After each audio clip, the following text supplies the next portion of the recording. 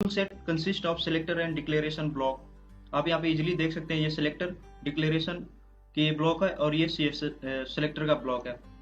जब भी हम किसी भी एलिमेंट पे हम स्टाइलिंग अप्लाई करना चाहते हैं या फिर सीएसएस अप्लाई करना चाहते हैं तो हम इस वे से ऐसे कर सकते हैं कि हमें किस पे अप्लाई करना है। जैसे कि आपने एचटीएमएल में पढ़ा होगा H1 टैग। अगर आप ये H1 टैग के बारे में नहीं जानते तो आप मेरे HTML की सीरीज को देख सकते हैं, वहाँ पे मैं H1 टैग के बारे में आपको बताया हूँ, आप वहाँ से इजीली सीख सकते हैं।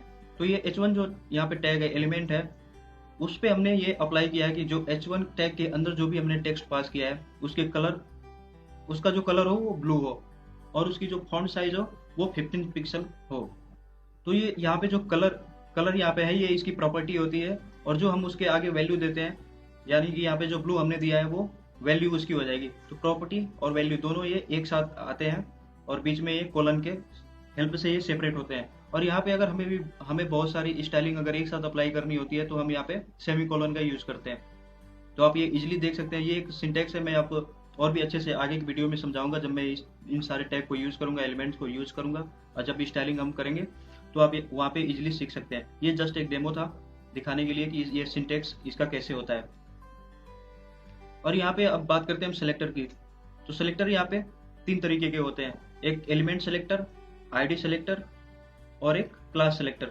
यहाँ पे मैंने आपको बताया ये जो सिलेक्टर है यहाँ पे ये एलिमेंट सिलेक्टर है, यानी कि टैग एज इट इज जो टैग हमने लिखा है उस टैग पे ही सीएसएस अप्लाई कर दिया। और आईडी सिलेक्टर और क्लास सिलेक्टर के बारे में मैं आपको बताता हूँ।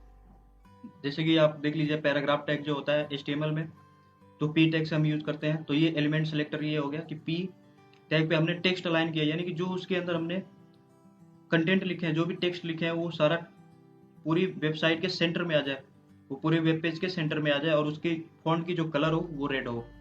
तो ये एलिमेंट सिलेक्टर होता है जो टैग के नेम से ही स्टार्ट होता है, और ये करली ब्रेसेस से स्टार्ट होता है और करली ब्रेसेस से क्लोज होता है। इसके अंदर हम सीएसएस की जितनी भी प्रॉपर्टी और वैल्यू है वो हम लिखते हैं। इन सब प्रॉपर्टी और वैल्यू को मैं आगे और भी वीडियो में समझाऊंगा।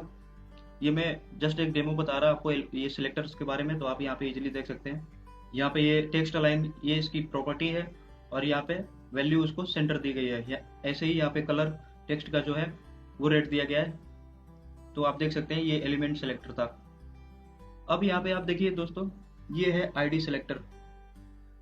इन दोनों में डिफरेंस सिर्फ ये है कि जो एलिमेंट सिलेक्टर था सिर्फ हम टैग नेम से ही हम स्टार्ट करके उसकी स्टाइलिंग हम कर देते थे, लेकिन यहाँ पे अब आईडी सिलेक्टर में जरा सा डिफरेंस ये है कि अगर पैराग्राफ या कोई भी टैग हो, पैराग्राफ टैग हो, H1 टैग हो या कोई भी टैग हो, अगर हम उसके अंदर id इक्वल टू ये अगर हम नेम दे देते हैं, जैसे id इक्वल टू पैरा1 हमने नेम दिया है तो इसलिए यहाँ पे पैरा1, और यहाँ पे हैश आगे लगने का मतलब ये होता है कि इससे हम आइडेंटिफाई करते हैं कि ये एक आईडी है।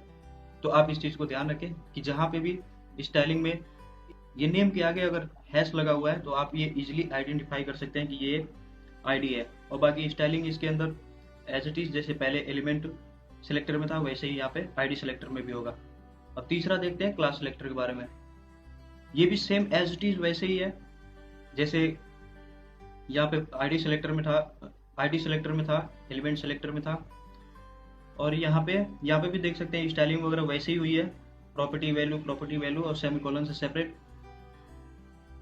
लेकिन यहाँ पे क्लास सिलेक्टर में आप देख सकते हैं यहाँ पे डॉट लगा हुआ है। अगर किसी भी ये टैग या फिर एलिमेंट के आगे अगर डॉट लगा हुआ है तो आप यहाँ पे इजिली आइडेंटिफाई कर सकते हैं कि ये एक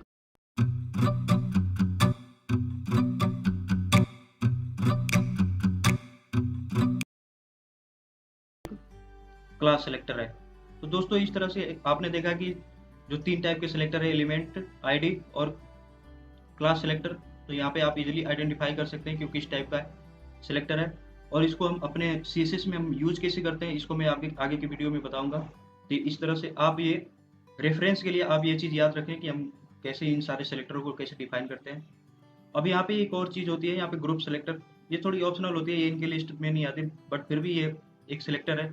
ग्रुप सिलेक्टर का मतलब क्या होता है कि जैसे कि अगर हमारे पास बहुत सारे एलिमेंट है, H1 है, H2 है या पैराग्राफ है, अगर उन पे सेम स्टाइलिंग करनी हो, जैसे कि उसके अंदर की जितने भी टेक्स्ट हो सबको रेड कलर से ही करना है, और जितने भी टेक्स्ट हो उनको अगर सेंटर में वेब पेज के करना है, तो ये तीनों अगर सेम प्रॉपर्टी को शेयर करते हैं, जैसे तीनों चाहते हैं कि मेरे अंदर जो टेक्स्ट पास हुआ है वो सारा रेड कलर का हो, और हमारा जो टेक्स्ट अलाइन हो वो सेंटर में हो। तो तीनों को अलग अलग लिखने के बजाय हम ऐसे तीनों को एक साथ, तीनों सेलेक्टर्स को एक साथ हम लिख के ऐसे कर सकते हैं। ये CSS में अलाउड है, आप यहाँ पे इजीली देख सकते हैं। और इनके बीच में ये कॉमा आप लगाना ना बोले, बाकी सारी वो इन्फॉर्मेशन वैसी है जैसे बाकी सारे सिलेक्टर में थी। मैं इन तीनों सिलेक्टरों का डेमो आपको एक दिखा देता हूँ कि कैसे हम इसको यूज कर सकते हैं। इसका प्रैक्टिकल हम करते हैं इसका, कि हम कैसे इन तीनों सिलेक्टरों को हम कैसे यूज करते हैं। तो चलिए देखते हैं। Notepad++ पे हम करते हैं इसको। जो HTML के बेसिक टैग है आप यहाँ पे लिख लीजिए।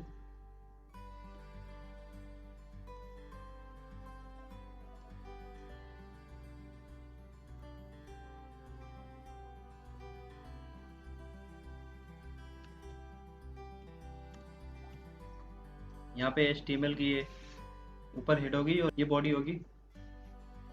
अब यहाँ पे हम कोई पैराग्राफ टैग ले लेते हैं,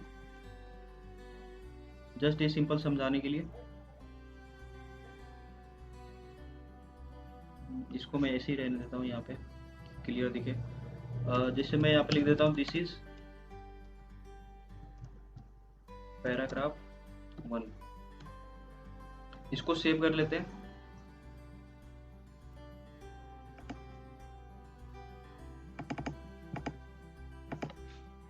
यहाँ पे मैं इसको सेव कर देता हूँ demo2.html।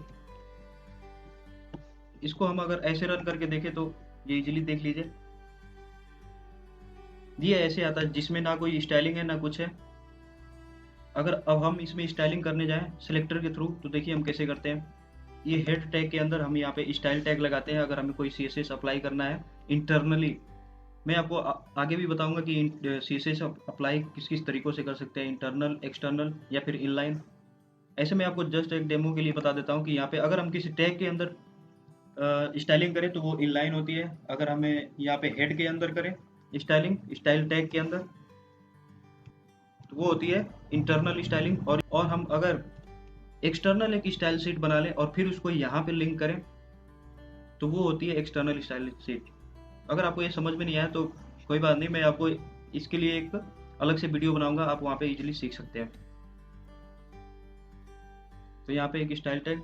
अब जैसा कि मैंने आपको बताया था कि जैसा मैंने आपको यहाँ पे बताया था कि एलिमेंट सेलेक्टर देखिए कैसे काम करता है। जैसे कि ये पैराग्राफ टैग है, पैराग्राफ टैग के ऊपर ही ये स्टाइलिंग अगर करनी हो तो डायरेक्ट हम उस पैराग्राफ टैग यानी कि P टैग को हम लिख के उसकी स्टाइलिंग कर सकते हैं। ये स्टाइलिंग में ये सिर्फ एलिमेंट सेलेक्टर में ऐसा होता है।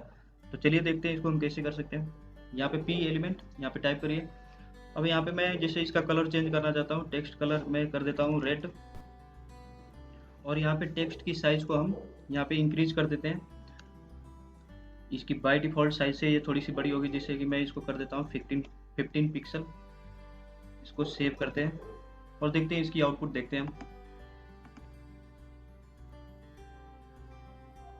ये देखिए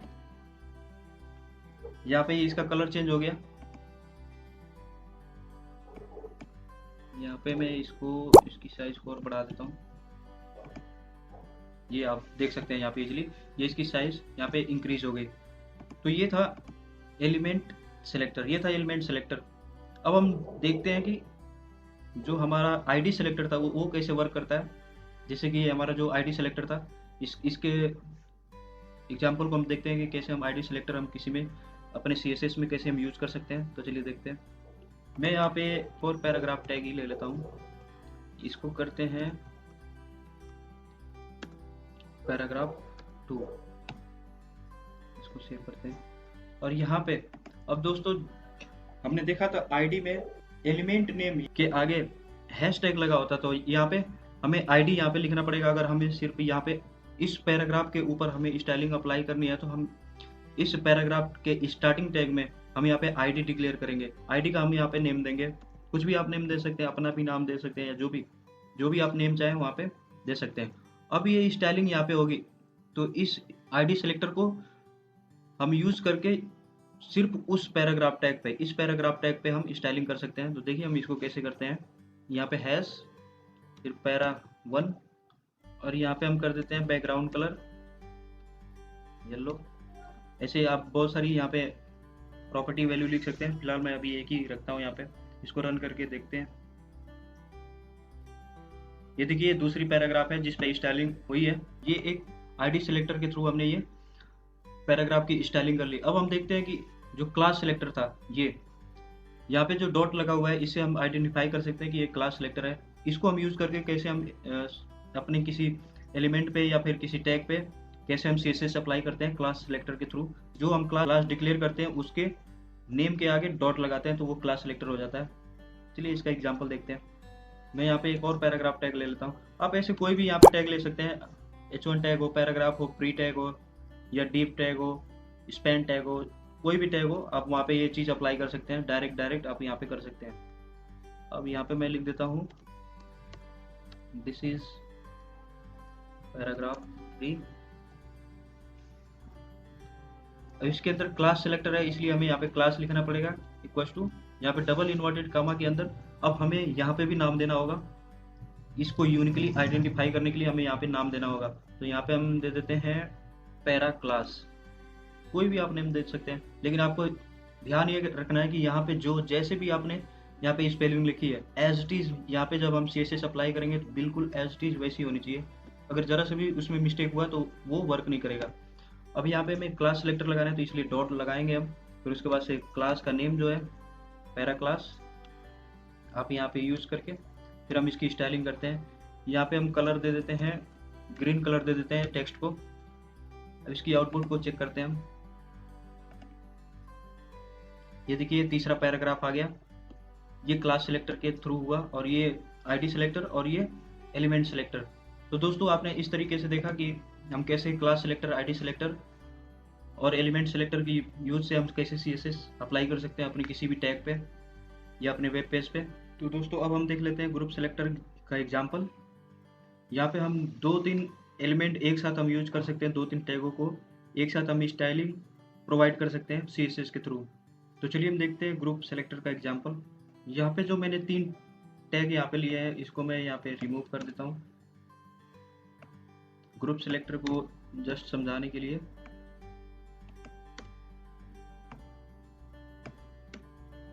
यहाँ पे मैं एक और टैग ले लेता हूँ H1। यहाँ पे आप कुछ भी वर्ड प्रोवाइड कर दीजिए, दिस इज H1 टैग। अब यहाँ पे जब हम इसकी स्टाइलिंग करेंगे तो यहाँ पे अगर हम चाहते हैं कि इसकी अगर सारे जितने भी ये टेक्स्ट हैं सबका कलर हम चाहते हैं कि यहाँ पे ब्लैक हो जाए या फिर रेड हो जाए, जितने भी ये टेक्स्ट है भले वो पैराग्राफ टैग के अंदर हो या फिर H1 टैग के अंदर हो, सबका हम कलर अगर रेड चाहते हैं और जितने भी ये टेक्स्ट है ये सारे वेब पेज के सेंटर में आए, तो हम यहाँ पे एक साथ उनकी स्टाइलिंग प्रोवाइड कर सकते हैं। क्योंकि ये सारे एक ही जैसे इनकी स्टाइलिंग है तो हम इसको अलग अलग लिखने की बजाय हम एक ही जगह लिख सकते हैं। ये CSS में ये इसका एक एडवांटेज है CSS का। तो यहाँ पे आप दोनों को लिखने के लिए इसको कॉमा से आप इसको सेपरेट करेंगे। अब इसकी हम स्टाइलिंग लिखते हैं। यहाँ पे कलर हम चाहते हैं कि ये ग्रीन हो जाए, फिर सेमीकोलन से दूसरी इसकी प्रॉपर्टी लिखते हैं जैसे कि टेक्स्ट अलाइन, हम इसको कर देते हैं सेंटर, सेंटर। अब इसको सेव करके इसकी आउटपुट को हम देखते हैं। ये देखिए दोस्तों, ये सारी जितनी भी ये टेक्स्ट थी सारे ये सेंटर में आ गए और इनकी ये जो कलर है ये ग्रीन कलर हो गया। तो आप यहाँ पे देख सकते हैं कि एक साथ हम दो एलिमेंट को कैसे हम यूज करके उनकी स्टाइलिंग अगर सेम हो तो हम उसको एक साथ कैसे यूज कर सकते हैं ग्रुप सेलेक्टर के हेल्प से। तो ग्रुप सेलेक्टर आप इस तरह से लिख सकते हैं, उसको कॉमा से सेपरेट करते हैं, बाकी सारी प्रॉपर्टी को आप एज इट इज जैसे आप क्लास सेलेक्टर में लिखते थे या फिर